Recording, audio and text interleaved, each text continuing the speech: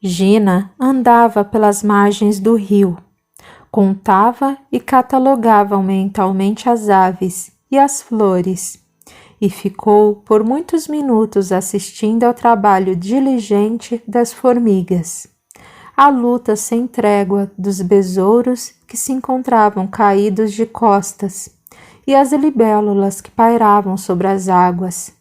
Suas asas pareciam paradas de tão rápido que se moviam. Gina levou quase 3 horas em seu passeio e só se lembrou de voltar quando sentiu os primeiros pingos de chuva no rosto. No começo, andou rápido para se esconder do fenômeno. Depois, correu e, ao perceber que não chegaria a tempo de permanecer seca, parou e deixou a chuva cair sobre seu rosto, que mirava o céu e pensava em Deus. Quando estava totalmente encharcada, ela riu sozinha, gargalhou e se deitou de costas, com os olhos semiabertos. Tentava captar a visão da origem das gotas frias e cristalinas. Descobriu um universo totalmente novo.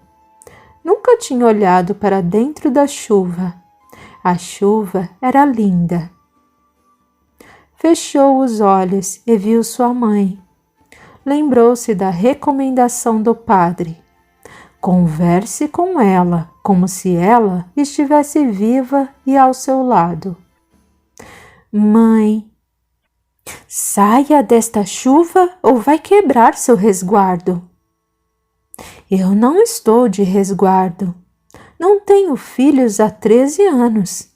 Nem poderia. Marcelo me rejeita desde então. Como pode ser tão desnaturada, já pensando em homem com um pequenino nos braços? A senhora está enganada. Luciano tem 13 anos, mãe.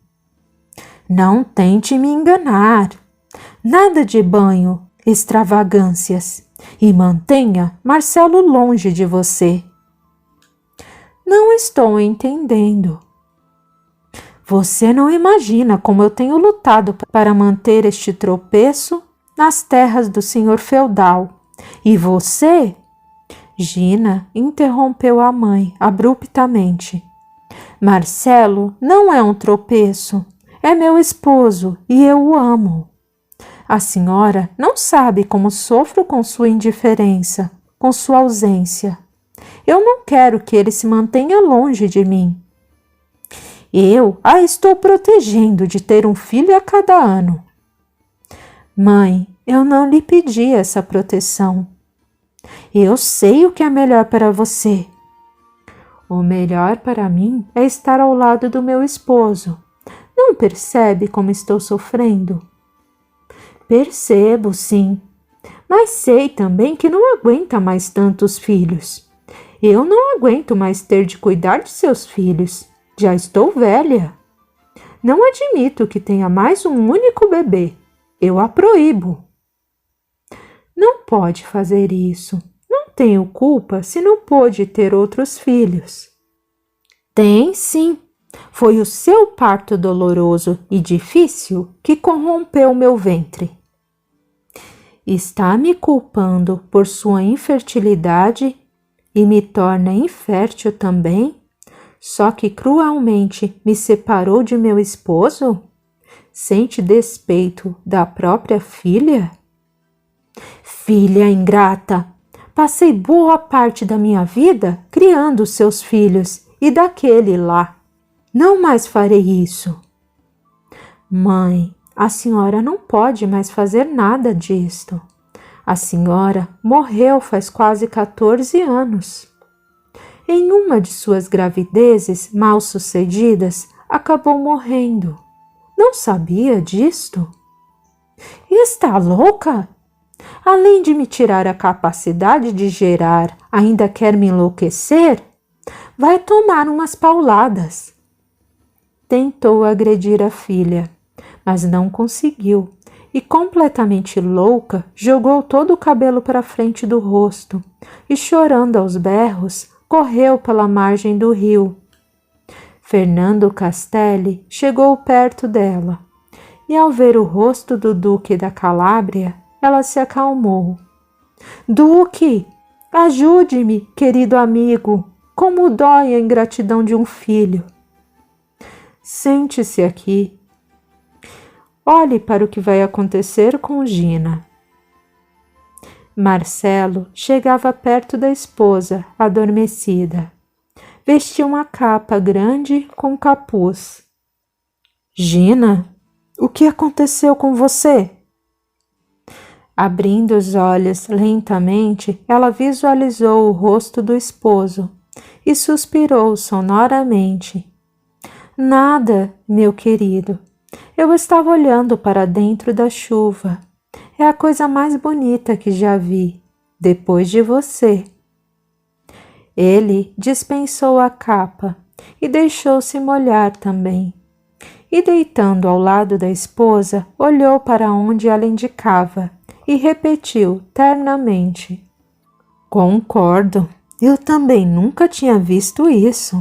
É a coisa mais bela que eu já vi, depois de você, minha Gina. Fique comigo, sussurrou, para sempre. Tocou os lábios dela com os seus e, segurando sua mão, deitou ao seu lado e miraram para dentro da chuva. Mais algumas gotas escorreram em seu rosto, mas estas não vinham do céu. Fernando disse para a socorrida: Gina está feliz. Não tente molestar sua filha. A culpa não é dela. O que diz, meu amado Duque? Por que então não tive outros filhos?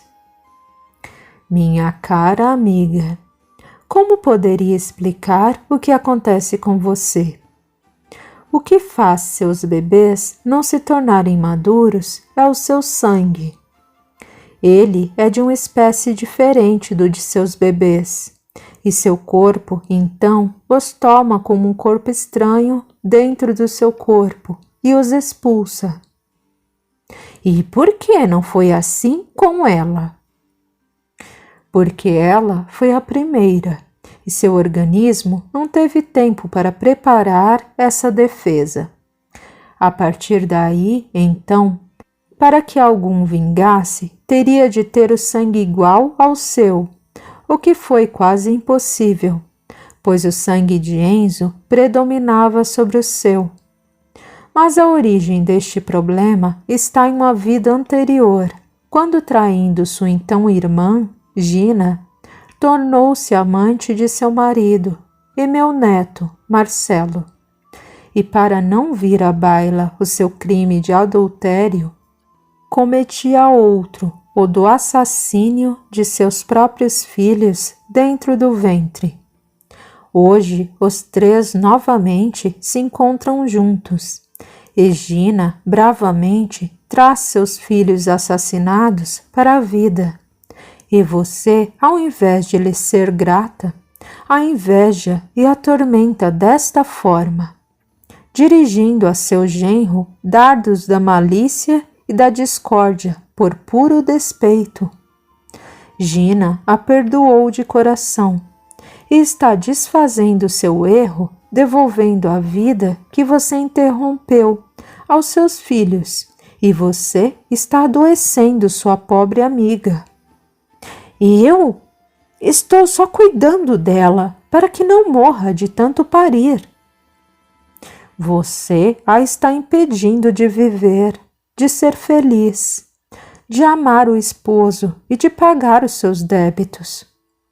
Como pode ser? Transmite a ela por meio da dor que a fragiliza, pela sua morte e também pelas mudanças do próprio parto. As maiores vibrações de angústia e agonia extrema fazem com que ela se sinta profundamente infeliz e está no limite de sua encarnação. Se não fosse ajudada, com certeza deixaria o corpo. Olhe para você. É o retrato da desolação e do abandono de si mesma. Também precisa de ajuda. Vou conversar com este padre novo. Ele fez maravilhas com minha filha. Cecília, o maior cego é aquele que não quer ver. Venha comigo e eu a ajudarei. Como poderei segui-lo, meu amado padre? Já está morto há tanto tempo. Olhe para o seu neto. Meu genro é um homem feito, tão belo quanto o senhor. Tanto que pensei havia saído do túmulo outra vez, quando Gina me mostrou o noivo. Segure minha mão, filha. Ela obedeceu, e a mão de Fernando era tão consistente quanto a sua. Como pode? Você também já passou para o mundo dos verdadeiramente vivos.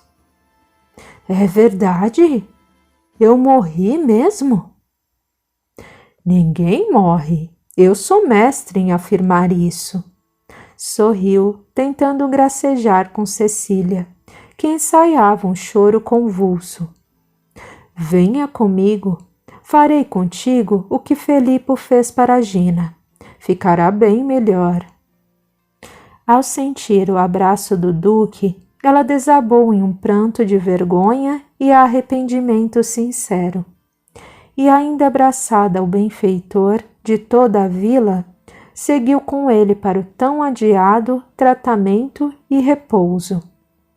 Antes, porém, ele se achegou ao casal e, segurando suas mãos, beijou a ambas. Eu gostaria de tê-lo pego no colo. A chuva se tornara mansa e fina, quase uma garoa, quando a expedição em busca de Dante regressou à vila. Não encontraram o amigo, mas haviam colhido muitas batatas nas terras do duque que foram colocadas na porta da igreja para serem divididas entre todos. Não se esqueçam da porção de Pietro e Guida. E lembrem-se que a partir de agora, até que Dante apareça, Liana e Geron serão responsabilidade dos demais. Não deixaremos nada faltar a eles. O senhor acredita que ele aparecerá? Liana perguntou, chorosa. Eu não sei, minha filha. Talvez aquele sangue não seja dele, e sim de uma caça. E neste caso, onde ele está? Já vasculharam a floresta e nada encontraram? Vamos aguardar cada coisa a seu tempo. E no caso de novas bodas, por quanto tempo a igreja exige que se espere por ele para ser oficiado um segundo casamento? Guilhermo! Ralhou Josefina com o irmão. Liana sentiu todo o sangue fluir para o rosto. Suas bochechas pareciam incendiadas.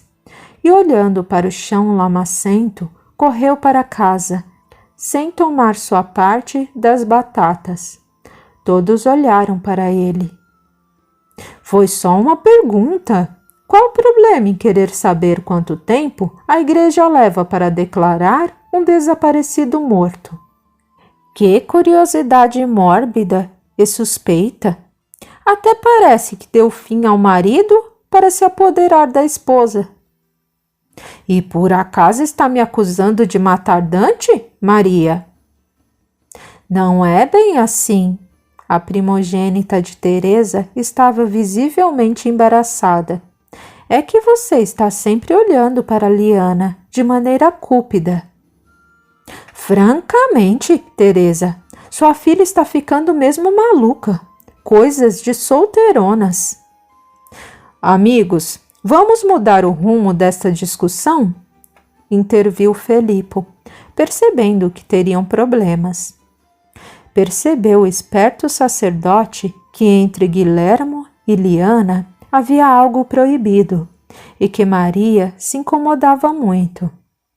Isto talvez explicasse porque ambos já haviam passado muito da idade casadoura da época.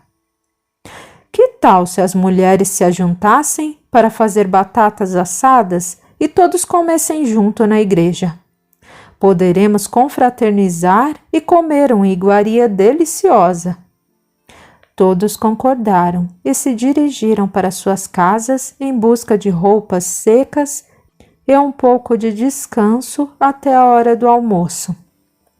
Depois de seco e aquecido, Felipe se deitou em sua cama para descansar um pouco.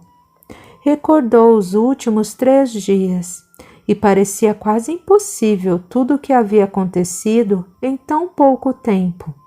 Mas a verdade é que estava em seu 3º dia em Santo Hilário. Uma frase veio-lhe à mente: Ave opus Dei est. Por que aquela frase estaria escrita na coroa de espinhos do mestre? O que o duque queria dizer com aquilo? Como ele iria decifrar a intenção dele? Certamente ele queria passar uma mensagem, mas o que seria? De repente, uma ideia lhe surgiu. O código sagrado. Claro! Quem sabe se transformasse a frase em um número, seria uma pista mais clara. Pulou da cama literalmente. Sentiu um novo ânimo crescer dentro de si. Quem sabe, descobrindo o número, seria mais simples. Guida se encontrava ainda acamada. Pietro abriu a porta e sorriu para o padre. Disse com entusiasmo superlativo que a esposa estava se recuperando e até já tinham trocado algumas palavras e acreditava mesmo em um restabelecimento. Cheio de vida, convidou o padre para vê-la. Ela se encontrava de olhos abertos sobre lençóis com aroma de patchouli, mas permaneceu em silêncio, parecendo ainda doente. Em um momento de descuido de Pietro, ele repetiu a frase Ave opus Dei est, sem nenhuma sonoridade, mas com muita ênfase nos lábios. Ela fez uma afirmativa de cabeça, quase imperceptível, e o padre convidou Pietro para saírem e deixarem-la descansar mais um pouco. Por um tempo razoável, ele conversou com o dono da casa, aconselhando-o sempre a cuidar de Guida e que, se ela se recuperasse realmente, que reatassem uma relação baseada na lealdade e confiança mútuas. Aceitou o tomate seco e dispensou o peixe frito que ele ofereceu. E enquanto Pietro levava a refeição da doente, ele, a pretexto de despedir-se dela, entrou novamente no quarto. A moribunda mirou o rosto do padre e pronunciou só com os lábios, sem som, a palavra 8. Ele se despediu e se dirigiu à casa de Teresa, que, segundo a numeração primária, era a casa de número 8. Na cozinha, um falatório se fazia ouvir. Todas as mulheres, exceto Liana, que correra para casa depois da indiscrição de Guilhermo, descascavam batatas a conversar ao mesmo tempo. Felipe teve de gritar para se fazer ouvir. A dona da casa veio até ele. Perdoe-me, padre, não o ouvi. Estamos preparando o nosso almoço comum e nos divertindo muito. Precisamos fazer isso mais vezes. Sou da mesma opinião. Acho que as pessoas deveriam conversar mais. Por isso estou aqui. Vejo que temos muitas cozinheiras. Se eu roubar uma, não acredito que comprometerei o almoço. Preciso falar com você, Teresa. Pode me dar um minuto? Claro, padre.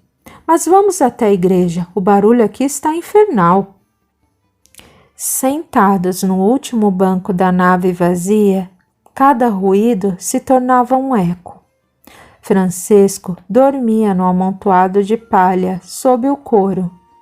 Os anos encerrados naquela casa imunda e úmida, aliados ao processo de obsessão de Alexandros, havia-lhe dado costumes estranhos e arcaicos. Carinhosamente, como um pai zeloso, tocou o rosto do rapaz e pediu ternamente que se recostasse na cama, que era mais quente e confortável.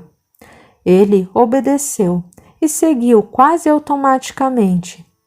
Antes, porém, que ele desaparecesse na porta ao lado do altar principal, Teresa disse a ele que Andrena apreciaria sua companhia para o almoço comunitário, dali a pouco. O rapaz concordou e seguiu para o quarto, que funcionava bem da verdade na sacristia.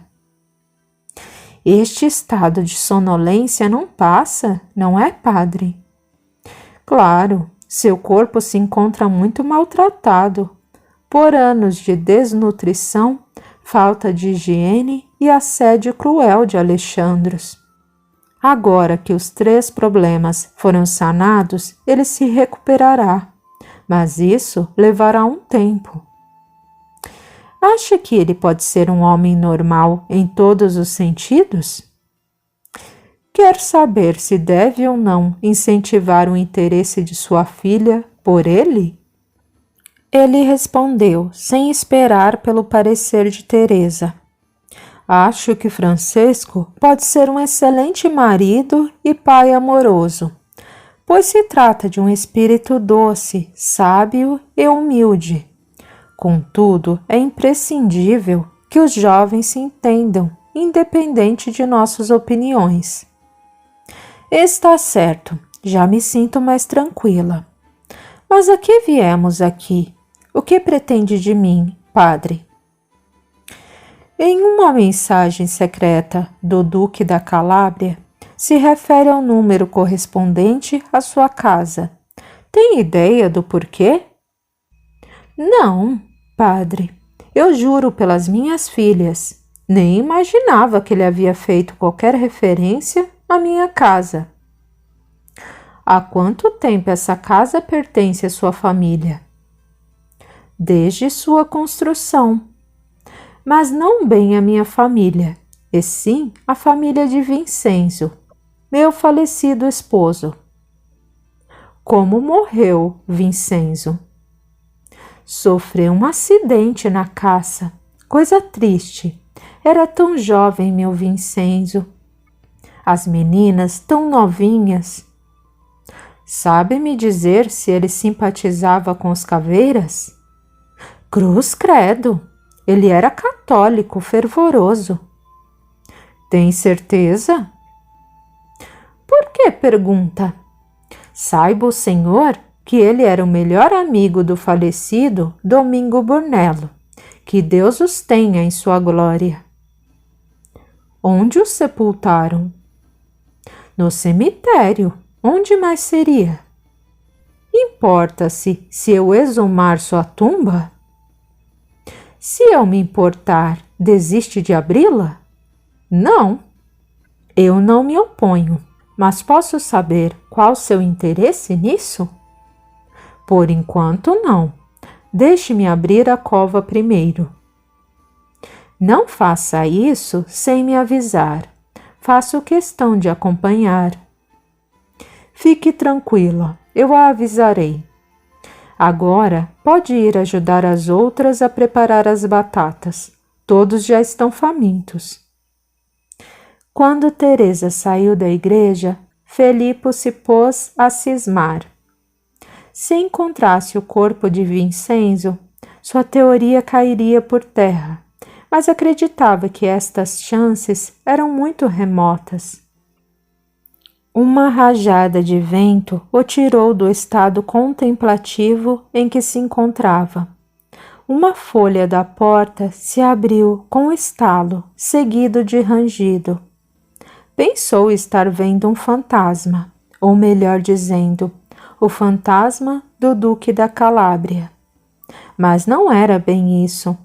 Marcelo, seu neto, entrava na nave com seus cabelos amarelos ao vento, Silenciosamente aproximou-se de Felipo, pegou a destra sinistra do padre e levou aos lábios, e osculou o anel prateado com as iniciais C-I-S-R.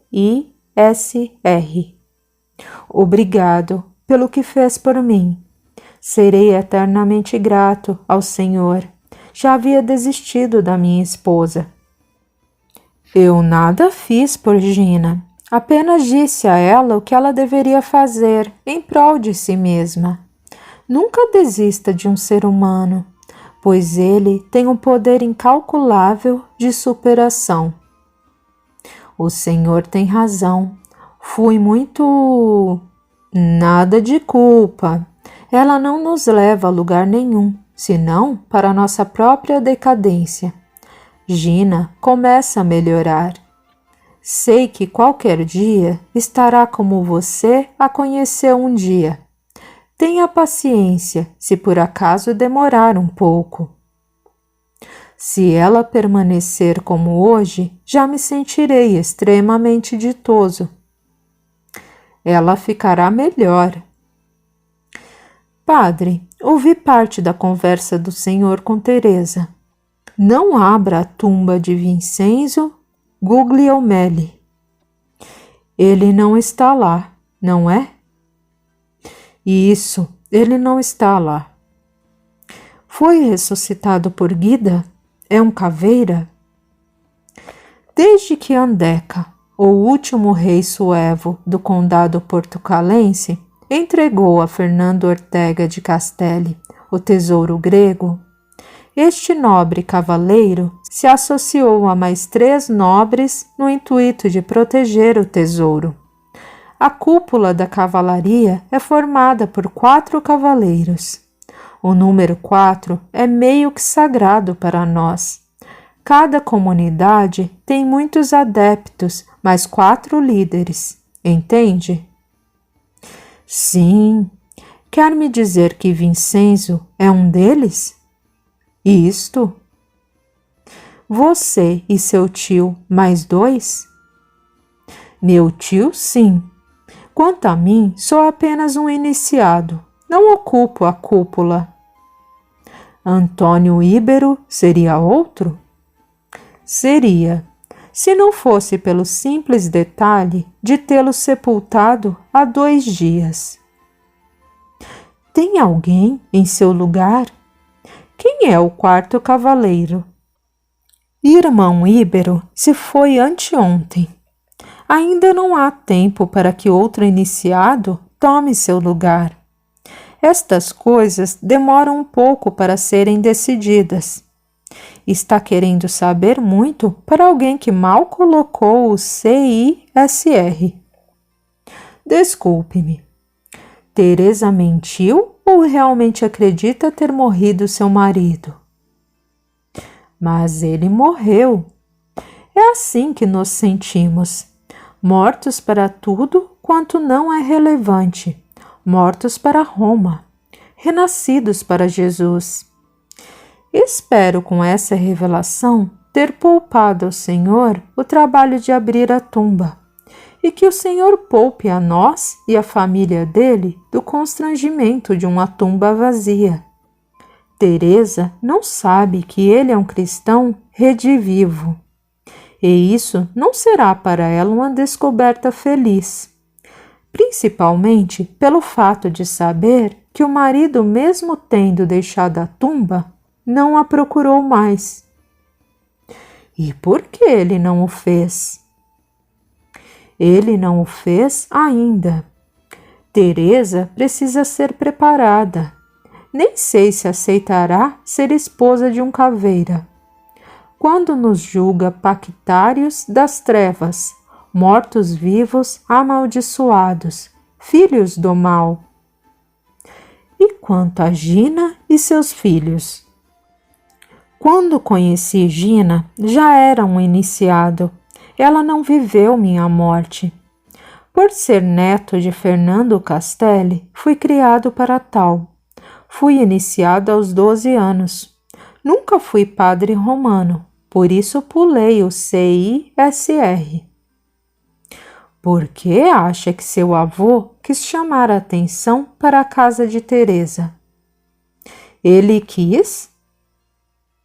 Deixou uma mensagem que aponta para o número 8. Esqueça isso imediatamente. Pela sua integridade física, esqueça essa descoberta. Quando necessário, deixamos nossas famílias, nossos bens, nossa religião e nossa própria vida para proteger um segredo. Abominamos a violência, mas se este segredo for ameaçado, somos forçados a usar dela para protegê-lo. Dedicamos nossa vida para este fim. Matar alguém pelo tesouro secreto é para nós como legítima defesa. É a nossa vida que se encerra lá. Lá? Não queira saber onde é lá, entre aspas. Não queira ir a fundo no número 8. Pode ser a última coisa que vai fazer na vida. Está me ameaçando? Explicitamente. E se eu pedir ajuda a Roma? Roma quer matá-lo. Não pode contar com o poder deles para protegê-lo. Aliás, os soldados de Sérgio estão a caminho de Roma para dar a ele a notícia que espera ansiosamente, a da sua morte no incêndio da cabana de irmão Íbero. A execrável doação de Constantino não mais lhe favorecerá, pois é inimigo de Roma. Como sabe de tanta coisa? A cavalaria tem olhos por toda a Calábria, aliás, por todo o continente. Era assim que agiam com os outros padres, que chamam de fujões? Eles não descobririam nem em muito tempo o que o Senhor descobriu nos últimos 2 dias, e ainda assim decidiram se juntar a nós. Muitos ainda usam um anel como o seu, outros já possuem um como o meu. Mas o que eu vim fazer aqui foi lhe dizer, Padre Felipe de Ravenna, que por tantas descobertas não lhe será permitido mais voltar para Roma. Meu tio acredita que não é essa sua pretensão e ainda aposta que se iniciará na cavalaria. Mas os outros líderes mandaram-me ter com o Senhor. Agora eu entendo o medo de Constâncio. E a estupidez também? Marcelo, não estou em posição de discutir com você. Olhe para mim. Venho expulso de Roma depois de ter flagrado o Papa em situação constrangedora e sobrevivido a vários atentados, graças à misericórdia de Deus e ao amor de uma única mulher. Consegui chegar até aqui a duras penas, e mal cheguei encontro um povoado esquecido do resto do mundo. Nem os padres romanos, nem mesmo os caveiras, seus adversários, se propuseram a ajudar estas pessoas tão carentes de tudo. Não quero servir a Sérgio e nem ao senhor feudal. Não quero cruz nem caveira. Arrancou o crucifixo do pescoço e o anel do dedo, atirando-os com força contra um monte de palhas sob o coro. Será que vocês podem me dar licença de fazer o que não ousaram? Ajudar estas pessoas, inclusive sua mulher, que mesmo sendo um cristão redivivo, preferiu trair e abandonar a ajudar? Eu não quero rótulos. Quero trabalhar pelos meus irmãos e fazer Jesus sorrir. Vou fazer o que o Duque espera de mim, dar a estes pequeninos um pouco de dignidade e qualidade de vida. E se por isso alguém quiser me assassinar, fiquem à vontade, pois, como eu disse, sou um estorvo para ambas as facções e estou totalmente indefeso. Portanto, amigo Marcelo, eu quero que toda a Igreja Romana, bem como a cavalaria de Lázaro, se danem. Não temo a vocês nem a eles. Mas se sente impulsionado por uma curiosidade superlativa pelas coisas que nos dizem respeito. Sinto uma atração grande pelas coisas que dizem respeito aos primeiros cavaleiros de Lázaro, que se opunham a Roma justamente por serem diferentes. Pelo pouco que percebi de vocês, os cavaleiros atuais não fazem jus ao desprendimento, benevolência e carisma do Duque da Calábria, a inteligência privilegiada de Argus Posetti e a coragem de Pierre de Notre-Dame. Muito pelo contrário, abandonaram a vila à própria sorte e vivem na opulência de um palacete feudal.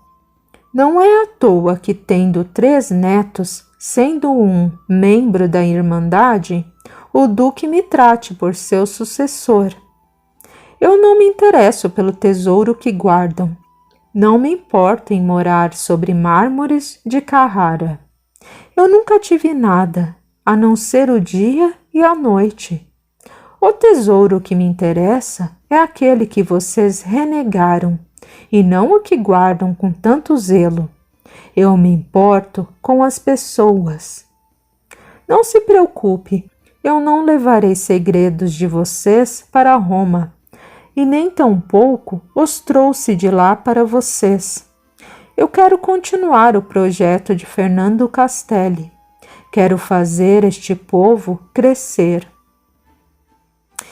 Sinto-me envergonhado, padre. Realmente, longe estamos da honra dos primeiros fundadores. Como pudemos deixar que o objetivo maior fosse esquecido? Falarei com meu tio. Precisamos retomar os trabalhos originais. Houve uma época que de tão diligentes vocês incomodavam Roma. Sérgio II veio pessoalmente para se livrar do duque. Enviou Dominique Petrucelli, um homem de peso na cúria romana, para vigiar de perto os incômodos caveiras. Hoje isso não mais acontece. Lembro-me que Sérgio III enviava para cá apenas noviços sem valor para os seus propósitos. E isso só depois de muito os moradores da vila implorarem. Santo Hilário está sob controle. O seu povo não lê, não escreve, não representa perigo algum. São um amontoado de ignorantes.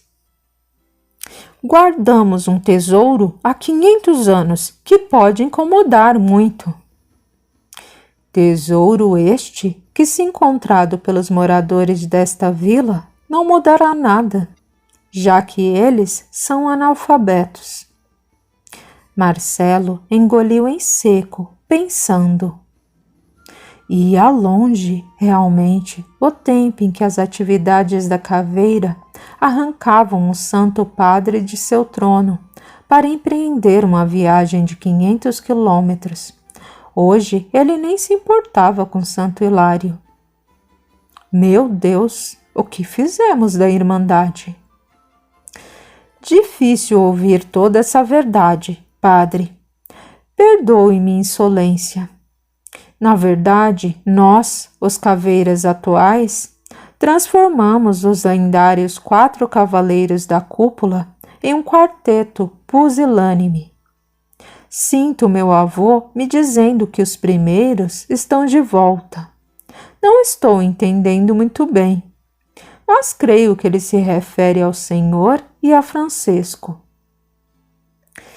Existem coisas que não precisa entender, apenas sentir e aceitar. O barulho da porta abrindo interrompeu a conversa dos dois. Os aldeões chegavam trazendo grandes panelas com almoço em um falatório ensurdecedor. Pietro trazia Guida no colo. Com sua expressão nada convincente de moribunda, ela olhou para Felipo e piscou o olho direito, e ainda jogou-lhe um beijo, acompanhado de um sorriso feliz. O sacerdote sorriu, sentindo-se verdadeiramente o descobridor do tesouro das caveiras. Não o tão bem escondido, mas o relegado ao martírio do abandono. O almoço de confraternização durou por mais de 2 horas. Liana, sentindo-se envergonhada, foi a última a chegar, trazendo o esperto Geron. Ou seria ele quem a trazia? Teresa, com todas as filhas, ajudavam a organizar e servir. Menos Rita, que só tinha olhos para Leonardo, e Andrena, que não parou de falar com Francesco. Gina estava muito bonita com sua bela trança cor de mel, caída sobre o coração, e segurando a mão de Marcelo, que lhe era só atenção. Josefina auxiliava Teresa. Guilhermo ficou curioso de Ângelo, que se mostrava lúcido como um jovem, mas inválido e pesado para ser trazido nos braços. Foi quando Felipo teve a ideia de adaptar as rodas de sua velha carroça na cátedra, que se encontrava atrás do altar, para transportá-lo para junto de todos, a fim de que o idoso participasse da batatada em família. Todos amaram a ideia, e os homens acompanharam o padre na missão. Ao chegar ao local onde a carroça fora deixada, um pouco atrás da antiga casa de Francesco, onde também deveria estar César, o cavalo que lhe trouxera os pertences desde Roma, notou que o animal havia sumido. Deixara o companheiro de viagem preso para não andar e para se refazer alimentado com abundância, mas ele não estava lá. Fora roubado. E sentiu piedade do velho amigo.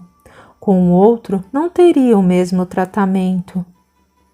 Que Deus se apiede de meu velho César, pensou o padre. Francesco mostrou-se habilidoso e inteligente em transportar as rodas da carroça para a cátedra, e ao verem sua arte pronta, empurraram-na para a casa de número 5 e arrancaram sorrisos e lágrimas do velho, que há anos não saía do quarto. Foi uma festa a chegada de Ângelo sobre 2 rodas, e se não estivessem todos maravilhados com o projeto, teriam visto os olhos de Guilhermo devorarem a meia viúva de Dante e a filha de Teresa a fuzilar os 2 com os seus. Todos comiam batatas assadas com queijo e caldo de batatas com cheiro verde. O aroma e o sabor estavam excepcionalmente agradáveis.